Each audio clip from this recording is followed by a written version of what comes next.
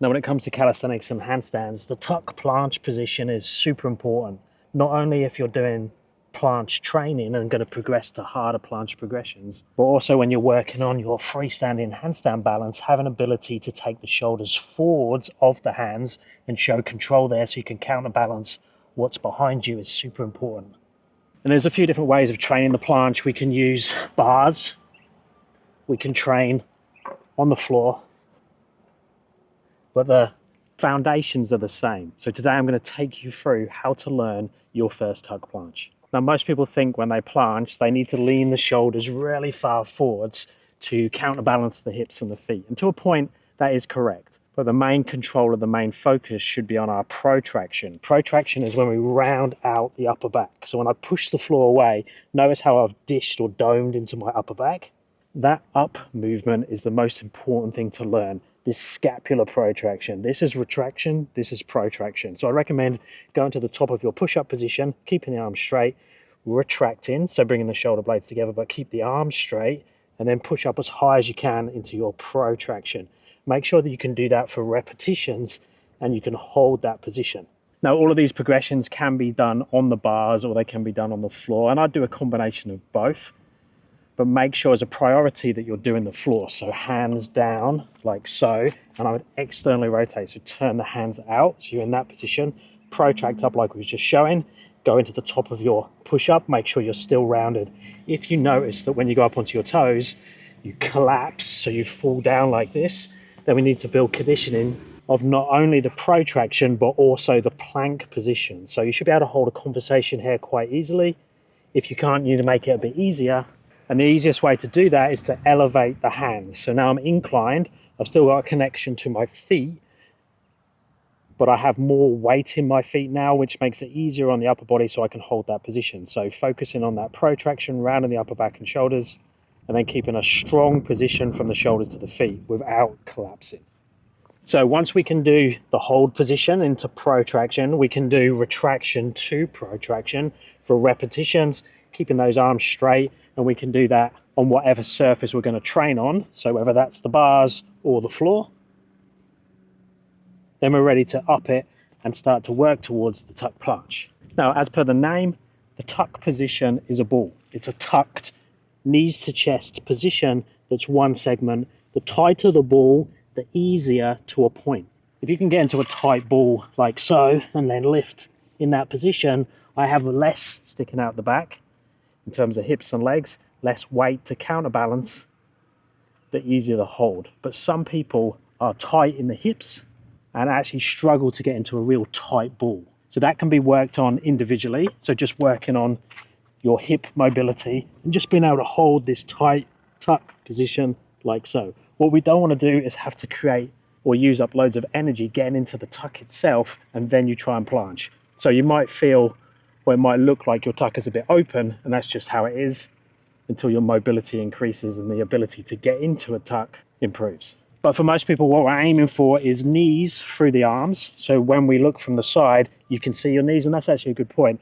I'd highly recommend you're doing these exercises, especially at the start, while videoing yourself. So you can see your protraction, you can see your round in your back, you can see that you're in a tight tuck because your knees are jutting out like so. So we just want to go into that position and try and get into protraction. Notice everything's trying to help me to go into a ball.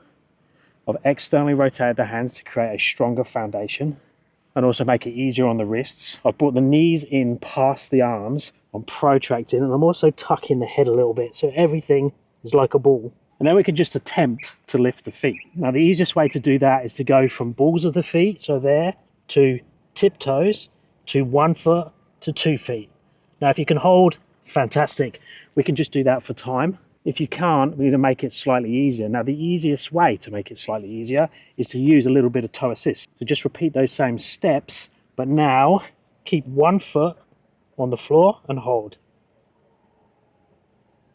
Really focus on that push into the floor, the up movement. Remember, we're not worrying about leaning far forwards at the moment. It's all about the up and the protraction, and just hold that as long as you can. If you can get for around 5 to 10 seconds, fantastic. We want to do that for multiple sets, probably around 4 to 5 sets. This is where you can play with the numbers slightly. If you can hold for longer, you can do less sets. So if you can hold for 10 seconds, we can do like 3 or 4 sets to equal our time under tension. But if you can only hold for 5 seconds or 6 seconds, we either need to make the exercise easier so you can hold for a longer time, or we need to do more sets so we get that same time under tension.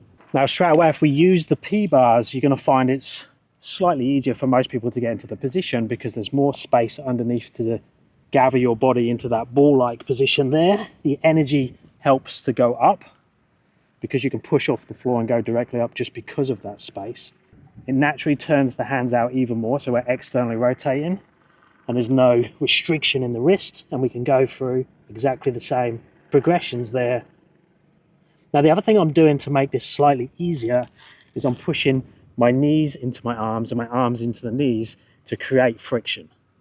The more friction, the easier it is to hold. But if you're still struggling to hold there for any amount of time, we need to do 2 things. We just need to make it easier. So go into a protracted position here and hold. Then eventually go tiptoes, same thing. Then we can play with walking in and walking back again. Notice the hip is staying level with the shoulders as I walk in and out, and my toes are not gaining weight. So I'm not doing this. I'm trying to keep up, forwards slightly, and really focus on that protraction, and my legs are light as they come in and out. You could slide up and down as well. It doesn't work with these shoes and this floor, but if you have a slider or socks on a smooth floor, that is an option as well.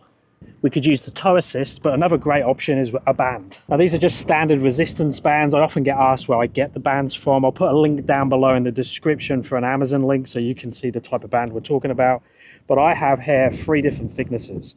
It's a good option to have some different thicknesses because then you can change the intensity. It will change as well depending on how high you take the attachment point. But having some different band thicknesses will allow you to have the same setup but just decrease or increase the intensity or the amount of assistance you're getting from the band. I'm going to demo with the medium band. I'm going to throw it over first, loop it through, and then pull it down. Now, you'll see people will set up quite differently with the band. There's a couple of different options. We can put it around the ankles.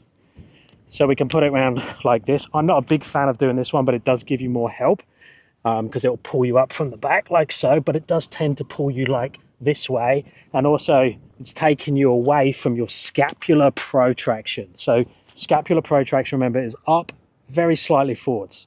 What we don't want to do is be pulling us in that direction. We don't want to be pulling our feet backwards, and that's what that will tend to do. What I recommend you do instead is have the band around your hip like this and then walk back slightly. Now you can see the direction of the pull from the band is this direction, which is the same as my upper back and shoulders.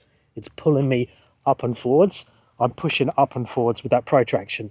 I prefer that than going this way around. So again, I'm using the hip, but now look, the band is pulling me backwards this way, and I actually want to go forwards that way. So if you can, set up this way around, put it on the hip, and then replace and then repeat exactly the same steps as we was doing without the band. External rotation of the hands, dead straight arms, knees to elbows or slightly through, and then see if you can lift from there and hold. Now we want to get rid of the band as soon as possible, so we don't want the band to be helping us too much, but it will give you a feeling of that lift and get you some all-important quality time under tension. Now when you do get your tuck planche and you can hold it for time, you can use the bands or other assistance to help you work towards harder progressions.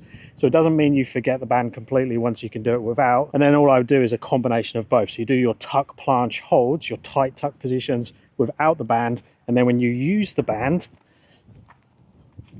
you can then play with other progressions. So if I'm here, I can open to here, to here, to here, to here, and eventually, oh, can't do it, to a full planche position. But I think the band is going to help you get those next progressions or give you a taster for them. So then when you do it freestanding without the band, you know what it feels like and you know the progressions. But also note there's a massive difference between a tuck planche and an advanced tuck, meaning like 6 to 9 months, even to 12-month difference between this and this. So being able to hold in that open tuck position is so much harder.